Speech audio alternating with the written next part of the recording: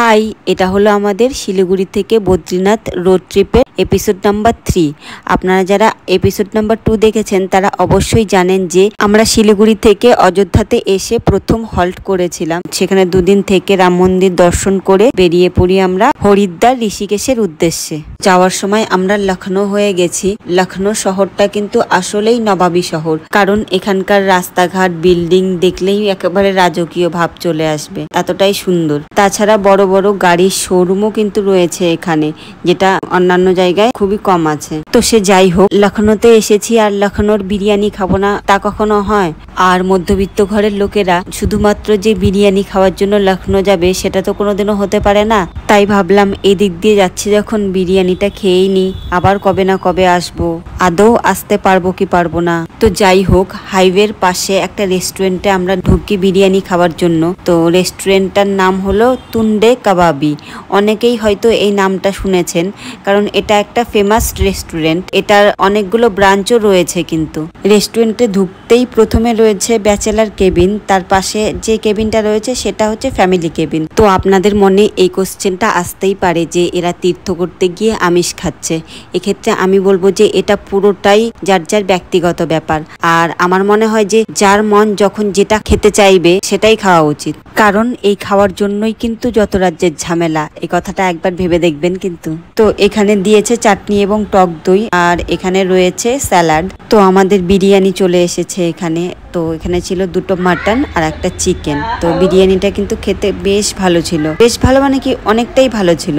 আর আমরা নিয়েছিলাম সাথে দুটো গালোটি কাবাব। কাবাবটাও এত সুন্দর ছিল যে কি বলবো, মুখে দেওয়ার সাথে সাথে একদম সন্দেশের মতন মিলিয়ে যাচ্ছে। আর আপনারা কারা কারা এই তুন্ডে কাবাবি রেস্টুরেন্টে খেয়েছেন অবশ্যই কমেন্ট করে জানাবেন কিন্তু। তো আমরা খাওয়া দাওয়া কমপ্লিট করে চলে এসেছি পার্কিং এরিয়াতে। এটা কিন্তু সেই রেস্টুরেন্টেরই পার্কিং। আর আমাদের তো ড্রাইভার বাবু যখনই সুযোগ পাচ্ছে তখনই গাড়ি মুছেই যাচ্ছে। এত পরিষ্কার পরিচ্ছন্নতা কি আর বলবো। তারপর আমরা সেখান থেকে রওনা দিলাম সন্ধ্যে 7টা নাগাদ। সন্ধ্যে 7টা বাজে, তবুও সেখানে দেখুন ঝকঝকে পরিষ্কার। তো সে যাই হোক, খাওয়া দাওয়া করে কিছুক্ষণ রেস্ট নেওয়ার পরে আমরা আবারও চলতে শুরু করলাম লখনৌর রাস্তা দিয়ে আমাদের গন্তব্যস্থলে।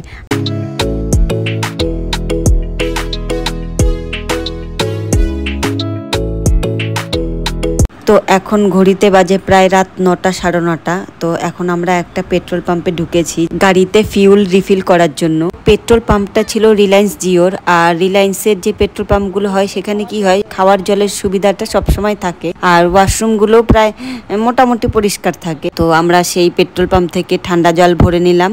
আসলে রিলায়েন্সের যে পেট্রোল পাম্পগুলো হয় না, সেগুলো একটু আয়তনে বড় হয়, মানে জায়গাটা একটু বেশি থাকে। তো সেখানে আপনারা কোনো এক সাইডে গাড়িটা লাগিয়ে রেস্টও করে নিতে পারবেন। তো আমরা সব জল টল ভরে নিয়ে গাড়িটারি পরিষ্কার করে তারপরে পেছনের শোয়ার জায়গাটাকেও ঠিক করে নিয়েছি।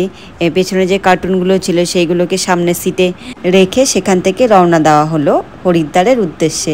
হাতে ঢোকলার প্লেট নিয়ে সবাইকে গুড মর্নিং জানাই।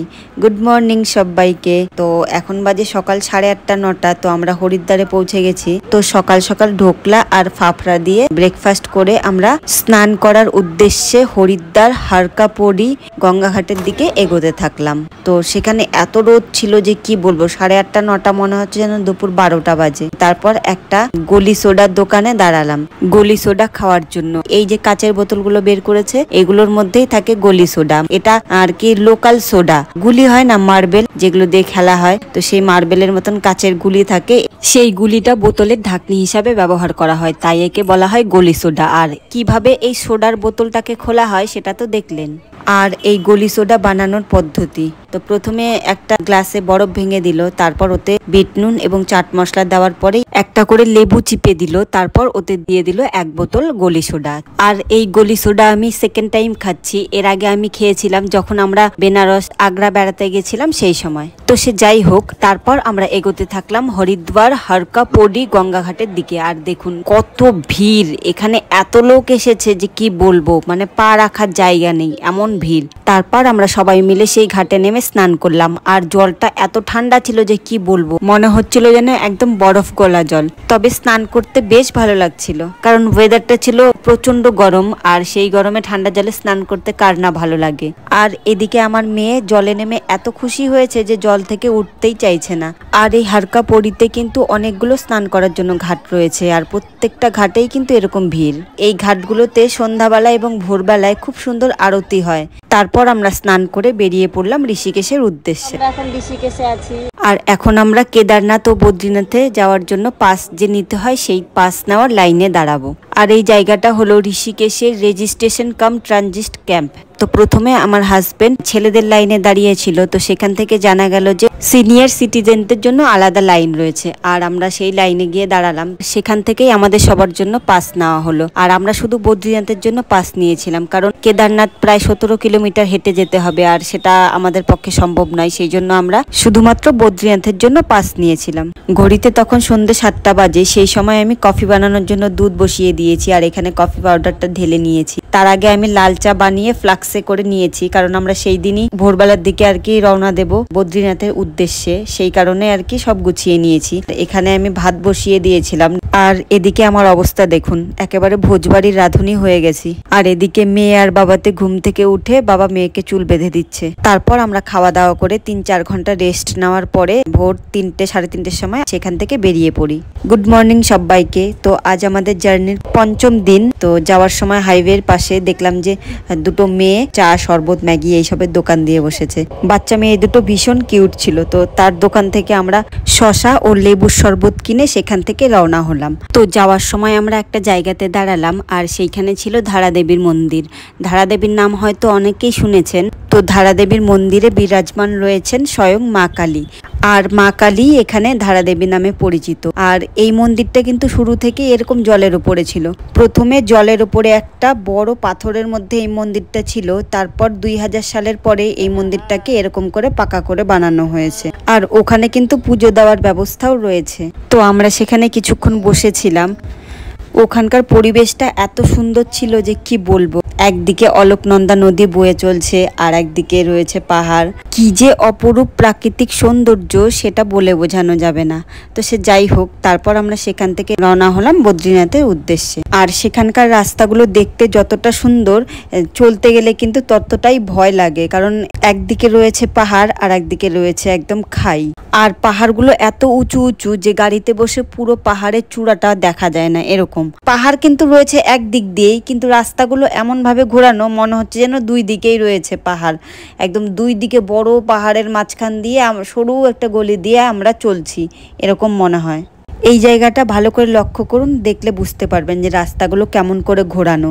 তো তারপর আমরা একটা টানেলের ভেতর দিয়ে যাচ্ছিলাম। মানে কি বলবো, টানেলের ভেতরে দিয়ে যাওয়ার এক্সপিরিয়েন্স একেবারেই অন্যরকম। ভিতরটা একেবারে অন্ধকার, তবে মাঝে মাঝে লাইট জ্বালানো রয়েছে।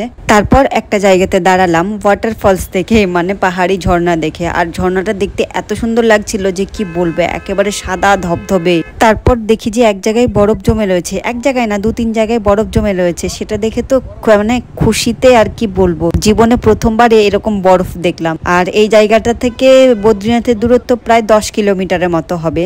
তো আমরা সেই জায়গাটাতে কিছুক্ষণ দাঁড়ালাম। এত সুন্দর লাগছিল যে কি বলবো, মানে ফার্স্ট টাইম এরকম এক্সপিরিয়েন্স হলো। আর বরফ দেখে তো এত খুশি, মানে কি আর বলবো। আর এখানকার ওয়েদারটা কিন্তু বেশ ঠান্ডা ঠান্ডা ছিল। তারপর আমরা সেখান থেকে আবারও এগোতে থাকলাম বদ্রীনাথের দিকে। তো আমরা বিকেল 4টে সাড়ে 4টে নাগাদ পৌঁছে গেলাম বদ্রীনাথ ধামে। তো বদ্রীনাথ ধাম দর্শনের ভিডিওগুলো দেখতে হলে কিন্তু অবশ্যই চ্যানেলটাকে সাবস্ক্রাইব করে নিতে হবে। আর হ্যাঁ, এপিসোড নাম্বার 4 কিন্তু একেবারেই মিস করবেন না, সেটা কিন্তু অবশ্যই দেখবেন। আর এই হলো সেই বদ্রীনাথ ধাম। আজকের মতো এই পর্যন্তই, এরপর দেখা হবে নেক্সট এপিসোডে।